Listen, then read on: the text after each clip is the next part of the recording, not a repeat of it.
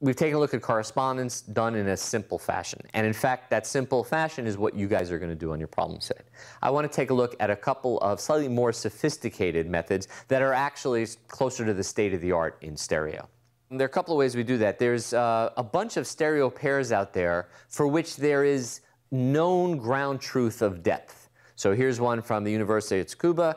It's a well-known scene, and the image on the right is the actual depth. And these things can be generated a variety of ways. You use a laser scanner, some other method of being very precise in doing the matching. But the idea is, if you're developing a stereo algorithm or you're doing a paper or something, you have a scene for which you can say, I know what the actual value should be. So the types of methods I was showing you before, which are window-based matching, on the left here we have sort of the best result of a window-based match, and on the right is the ground truth. And we're using a false color image here. It makes it a lot easier to see mistakes. If everything was just gray values and disparities, it's harder to see how things have changed. And you'll notice that it does an okay job. You know, the mannequin head is in front of other things, but it really does a pretty crummy job around the edges. This movie camera in the back, whoops, bad color.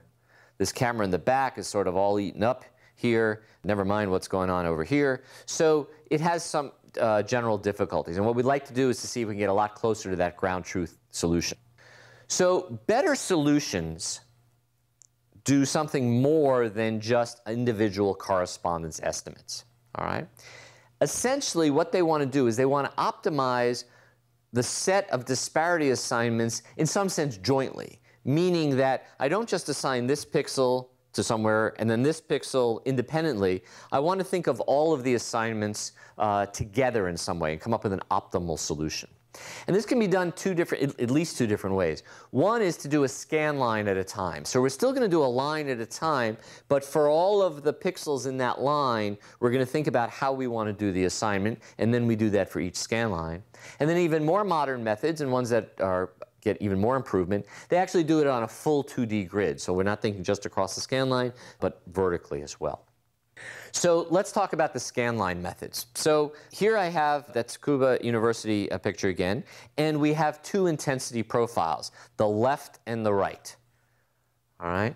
So just to be very precise about it, we have a 1D signal here and a 1D signal here, and we have to match every pixel here to some pixel somewhere over here. All right? But what we want to find is we want to find the best overall match. That is, the whole set of matches, we want the best set.